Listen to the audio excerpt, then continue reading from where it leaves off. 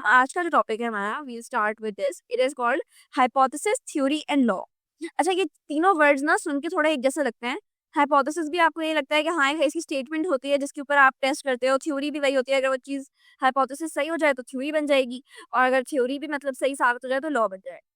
बात सही है, थोड़ा बहुत ऐसा ही होता है, मगर इनके बहुत डिटेल्ड कॉन्सेप्ट्स भी हैं, और मतलब क्या डिफरेंसेस हैं वो अब हम पढ़ेंगे, ठीक है।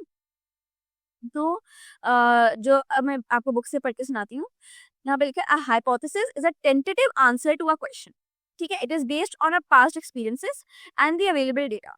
अ साइंटिफिक हाइपोथेसिस मेक्स प्रिडिक्शन, इसमें प्रिडिक्शन बनाई जाती है, prediction that can be tested by recording additional observations. ये तो आप ऑब्जर्व करके अगर कोई प्रिडिक्शन करते हैं, जैसे आपने कहा कि अच्छा, मैंने अपनी किसी बच्चे को देखा जिसने चूल्हे को हाथ लगाया या गर्म पतीली को हाथ लगाया, उसका हाथ जल गया। तो आपने ये अजम्पशन क्रिएट कर ली कि अच्छा, जो स्टोव है या जो आपका चूल्हा है वो एक हॉट चीज है जिससे आपके हाथ जल जाता है। ये आपने स्टेटमेंट दिया, ये आप एक ऑब्जर्वेशन के ऊपर बात कर रहे हो, राइट। ये एक प्रिडिक्शन जो आपकी थी, ये एक ऑब्जर्वेशन के ऊपर हुई कि जो आपने चीज अपनी आंखों से देखी, या आपने आपके साथ हुई कोई चीज या आपने किसी और के साथ होते हुए देखी, वो उसके ऊपर आपने जो प्रेडिक्शन दी वो हाइपोथेसिस होती है। सही। अब जरूरी नहीं है कि हर हाइपोथेसिस सच भी हो, कुछ हाइपोथेसिस गलत भी होते हैं। जैसे मैंने बोला कि जो भी ठंडा पानी पिएगा उसका गला खराब हो जाएगा, बिकॉज मैंने देखा कि अच्छा, मैंने ठंडा पानी पिया तो उसके बाद मुझे खांसी हो गई या मेरा गला खराब हो गया। तो ये जरूरी नहीं है कि सबके साथ ऐसा है, यूनिवर्सली एक लॉ नहीं है। बहुत सारे लोग होते हैं जैसे ठंडा पानी ही पीते हैं, उनको गला खराब नहीं होता, वो उनके टॉलरेंस लेवल पर डिपेंड करता है। तो हर हाइपोथेसिस जो है आपका, वो जरूरी नहीं है कि सही होकर थ्योरी बन जाए, इसलिए आप उसके ऊपर फिर डिडक्शंस या उसके ऊपर फिर आप एक्सपेरिमेंटेशंस करते हैं, ठीक है। In deduction-based science, reduction usually takes the form of predictions about what outcomes of experiments or observations we should expect if a particular hypothesis is correct. We should expect if a particular hypothesis is correct. We can then test the hypothesis by performing the experiment.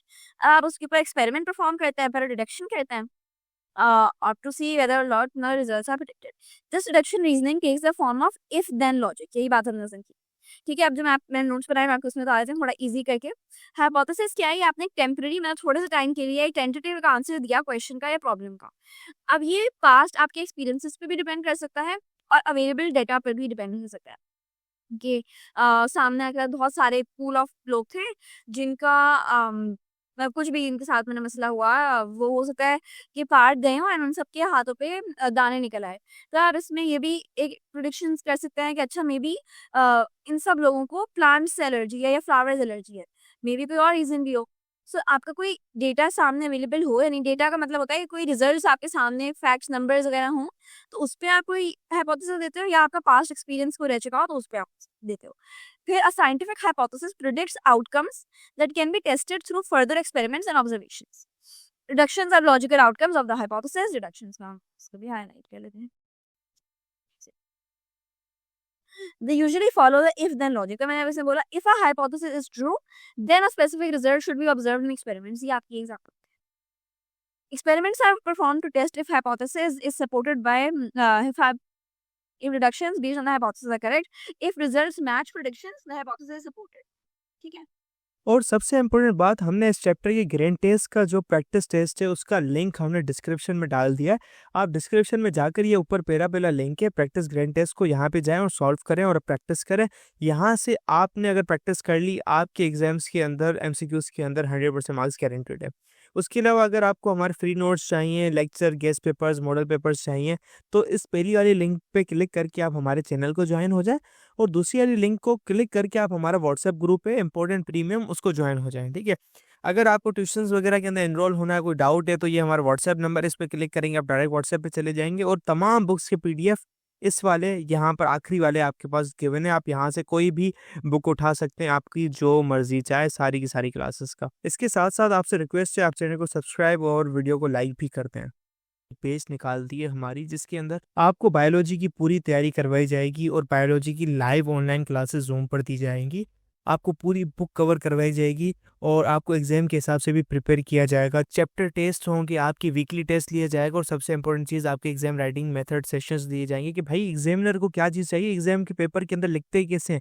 और सबसे important हमारे case paper, target paper, model paper जो हम देते हैं ना आपको case paper, उससे 60 टू 70% तो आपका पेपर लग ही जाता है, तो आपकी 70% तो तैयारी हो गई। और अल्हम्दुलिल्लाह अल्हम्दुलिल्लाह अल्लाह के शुक्र से हमारे बच्चों के 85 से 90% से अबव आ ही जाते हैं बिल्कुल आसानी से, जो इस चीज़ को फ़ॉलो करते हैं। और इसकी फ़ी पता है पूरे साल की एक सब्जेक्ट की कितनी है? सिर्फ़ और सिर्फ़ 3000 रुपये आप लोगों के लिए। पहले पिछले साल 12,000 थी, उससे बड़ी भी थी, लेकिन अभी आप लोगों के लिए हमने कर दी है सिर्फ़ और सिर्फ़ 3000 रुपये, और जिससे आप लोग ईज़िली ले पाएँ पूरे साल। 1 ईयर के लिए हर चीज़ दी जाएगी और आपको जो लाइव क्लासेस ली जाएँगी, आपको ज़ूम पर दी जाएँगी, ठीक है, हमारे ट्यूशन में, और उसकी रिकॉर्डिंग्स भी आपको दी जाएँगी। अगर आपको रजिस्टर करना है, इस व्हाट्सएप नंबर पे मैसेज करें, आपको यहाँ पे हम बता देंगे कैसे पेमेंट करनी है और कैसे फ़ी भेजनी है, और आपको हम हमारे ऐड कर लेंगे। लेकिन ये सबसे बड़ी डील, जितना जल्दी लेंगे उतना आपके लिए फ़ायदेमंद होगा। फिर आपने एक्सपेरिमेंट किया, वो आपकी जो प्रेडिक्शन थी, प्रेडिक्शन क्या था आपका हाइपोथेसिस वाला, तो अगर उसको बात साबित हो जाती है, तो आपका हाइपोथेसिस सपोर्ट हो जाता है। हाइपोथेसिस तक ये बात थी, अब हम आते हैं थ्योरी पर। थ्योरी क्या होती है, या मतलब मल्टीपल टाइम्स टेस्ट करें और उस हर दफ़ा सही साबित हो, तो वो चीज़ थ्योरी बन जाती है। और ये सिर्फ ऐसा नहीं है कि आप ही बार-बार टेस्ट किए जा रहे हो, तो थ्योरी बनेगी। वो बहुत लार्ज स्केल पर टेस्टिंग्स होनी चाहिए, और मतलब ऐसा हो कि दुनिया भर के अलग-अलग साइंटिस्ट जो हैं या अलग-अलग लोग हैं, वो सब वही बात साबित कर रहे हो उनका टेस्टिंग के बाद, तो वो चीज़ थ्योरी बन जाती है। ठीक है? Theories are broader than hypothesis and explain a larger range of phenomena. मतलब क्या मतलब है इस बात का कि वो चीज़ पे आपकी एक मतलब बहुत बड़े लेवल पे होनी चाहिए। जैसे कि ये होती है कि अगर मैं बात कहूँ कि all living things are made of cells, ठीक है? सो ये चीज़ बहुत लार्ज स्केल पे हर किसी ने ये बात की हुई है, एक्सपेरिमेंट से भी साबित हुई है, ऑब्जर्वेशन से भी साबित हुई है। इस सेल का चैप्टर हम बाद में पढ़ेंगे तो कन्फ्यूज़ मत होइएगा, कुछ मसला नहीं पता हो इस बारे में तो। लेकिन cells are like basic building blocks of life, या मतलब आप इसको कह सकते हो कि एक ब्रिक्स होती हैं जो कि आपको एक इंसान को बनाती हैं। ठीक है? तो ये चीज़ जो है एक थ्योरी है। तो वो थ्योरी क्या है, वो ब्रॉडर हाइपोथेसिस से बड़ी बात होती है, और वो एक बहुत सारी चीज़ों को साबित कर रही होती है, और ये जेन्युइन एंड रिलायबल है। हाइपोथेसिस सारे रिलायबल नहीं होते, बिकॉज़ हाइपोथेसिस आप गलत भी साबित कर सकते हो।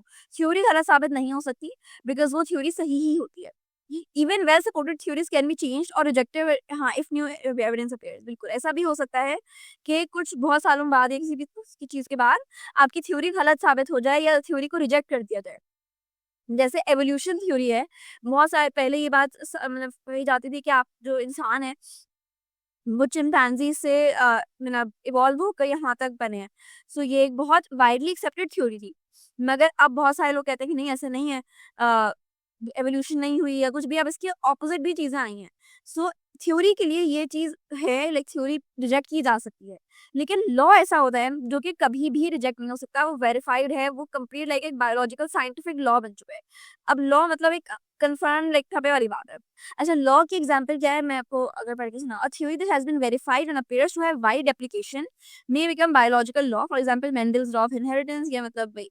अच्छा, इसकी लॉ की मैं एक ईज़ी अगर आपको एग्जांपल दूँ, तो वो है कि sun rises in the east and sets in the west. I am sure ये बात आपने सुनी होगी कि सूरज जो है वो मशरिक से निकल के मगरिब में डूबता है। तो ये एक लॉ है, इसको कोई भी डिनाई नहीं कर सकता। आप जितनी भी एक्सपेरिमेंट्स कर लें, जितना भी कुछ भी कर लें, कभी ऐसा नहीं होगा कि सन जो है वो वेस्ट से या मगरिब से निकल आए, बिकॉज़ सन निकलता ही ईस्ट से है।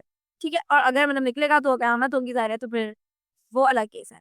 सो लॉ ऐसा होता है जिसको आप कभी भी मतलब वो पूरा वेरिफाइड, और हाँ, डेटा एनालिसिस की बात करते हैं यहाँ पर, बिकॉज़ आप रिलेट वाले भी हम पढ़ें। तो द कलेक्शन ऑफ फैक्ट्स और information is called data. First data is collected, then data is organised by using techniques just tables and graphs to predict on the basis of data is called analysis. अच्छा, data को ना आप represent करते हैं tables और graphs, और इसको जिस तरह से आप प्रिडिक्ट किया जाता है डेटा की बेसिस पर, उसको एनालिसिस कहते हैं। और एनालिसिस आप फिर मतलब रेशियो और प्रोपोर्शन भी कर सकते हैं। डेटा क्या होता है, वही कि आपके पास फैक्ट्स और ऑब्जर्वेशंस को अगर आप एक जगह लिख लें अपने पास, वो आपका डेटा है। अब डेटा बहुत टेबल्स में भी हो जाता है, ग्राफ्स एंड फिर आपने देखे होंगे, चार्ट्स देखे होंगे, पार्ट पाई चार्ट्स और बार ग्राफ्स वगैरह, वो डेटा होता है। बस ये यही बात है, इसमें यही बता रहे हैं।